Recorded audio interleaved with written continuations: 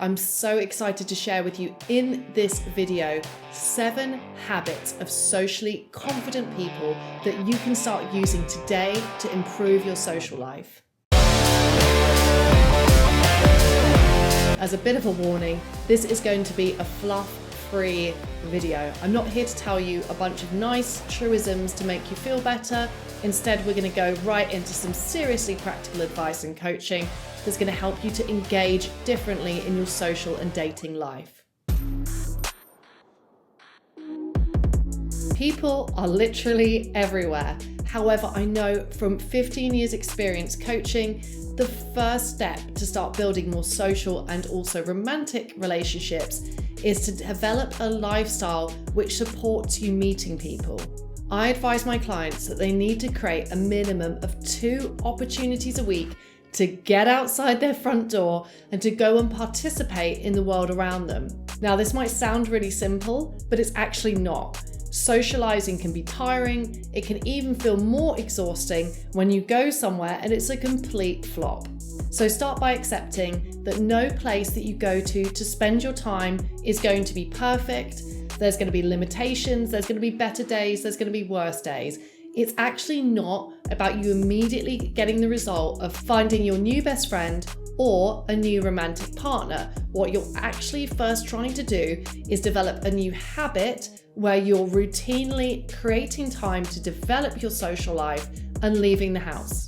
Where you go could nearly be anywhere as long as there's people there.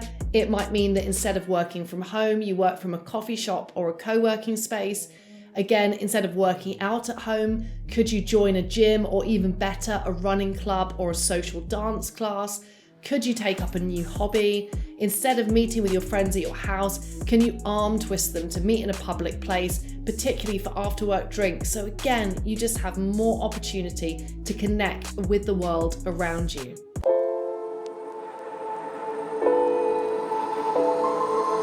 We don't tend to sweat it too much about things that we do every single day.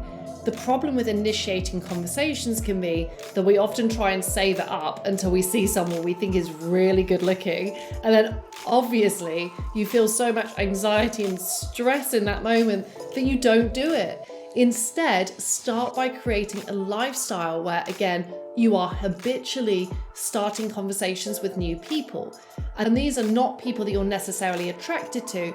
Remember, this isn't really about dating at this stage. This is about developing your social life and social tools to get into a space where you can meet a partner further down the line.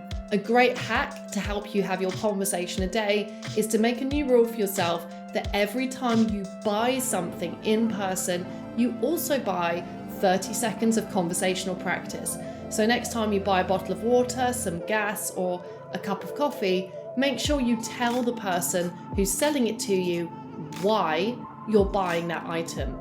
You could say, oh, the price of gas is crazy right now. I keep meaning to drink more water.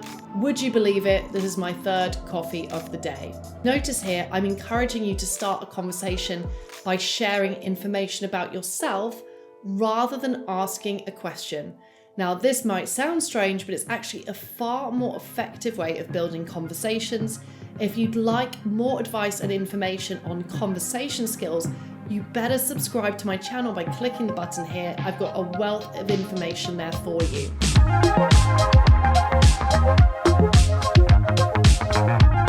So you may never have thought about it this way, but questions actually often close down conversations, while statements about yourself open them up. Let me give you an example. For instance, if you're buying that bottle of water and you said, "So, how long have you worked here?" Someone says, 5 years. It's really easy to get stuck with questions, and you may find that someone gives you a yes or no answer, or they give you a number as a response. Then it's hard to build a conversation out from there. Instead, again, if you can develop this socially confident habit of, instead of using a question, sharing information about yourself, it actually provides a much better building block for the conversation. Now, the other difference between saying something about yourself and a question is that questions push someone to respond. Like, it is really rude to ignore a question. Statements are a much more low pressure way to start a conversation. That means, sure, some people won't respond, but you may be incredibly surprised how many people do respond to your statement.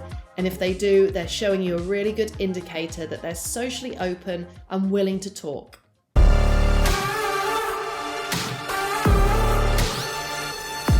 I can promise you now that even if you start with these seemingly quite simple exercises to go to a couple of new places a week and to start a conversation, you're going to find that your mind is going to helpfully offer up a huge amount of excuses to you, whether it's telling you that your shoes are bad, or you're going to run out of what to say, or what if this person judges you or thinks you're weird? Is everyone else listening to you?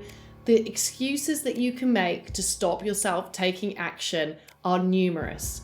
To help you start to get in control of your excuses, one of the top tips for this is simply to start writing your excuses down. Every time you don't take action, whip out your phone, make a note in it, and write down exactly what was the neat excuse that your brain came up with to get in the way of doing what you wanted to do. Over time, this will enable you to more clearly identify what's an excuse that you are using to keep yourself safe and inside your comfort zone, and to get in the way of you taking the action that you want.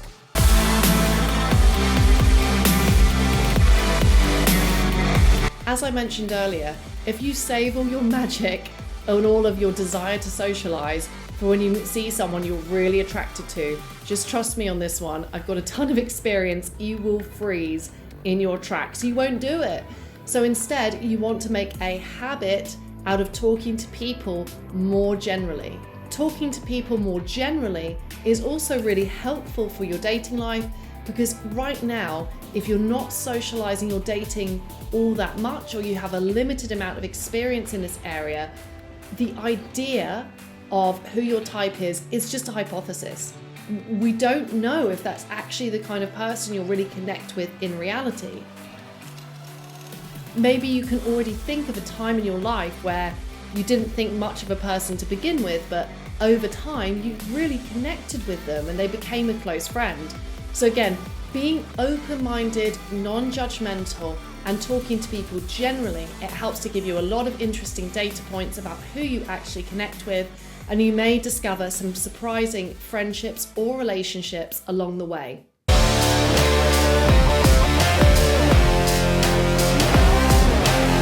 Now that you're starting to have a few conversations with people, start to notice that some people are more responsive than others. If you're using that statement, that go first principle where you're sharing information about yourself to start a conversation, you'll notice that some people will look at you blankly, others will go back to what they're doing, and others will look up, they'll smile, they'll make eye contact with you, and they'll share some information about themselves. This is social magic. This is them showing that they're here and they're excited to engage and respond to you. Remember, your mindset here is that you're not taking anything away from someone by having this conversation with them. Done right, this is actually going to improve both of your days. Rome wasn't built in a day, and changing your social habits for the better is going to take time. I know this from coaching with people. It's a journey, it's a process. It's very much like if you wanted to suddenly get really fit and you started hitting the gym. Have realistic expectations that it may take you a while to reach your goals. However, that doesn't mean that the journey you go on towards your goals isn't rewarding. And to help it feel as rewarding as possible, it's really important that you acknowledge yourself for what you do to contribute to this area of your life, even if it feels small to begin with. Look, hey, even getting to the end of this video is a good win. That was good. If you go out to something and you just stay there 20 minutes and then you don't like it and you come home, that's still a win. You were trying to break your habits there and develop new and more constructive ones.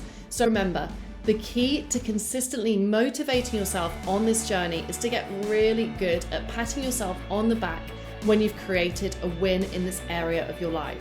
So if you're down to learn about how you can develop your social habits, tools, and confidence for a more successful dating life, you better hit subscribe and head over to my channel, which is crammed full of really practical and useful information to help you out.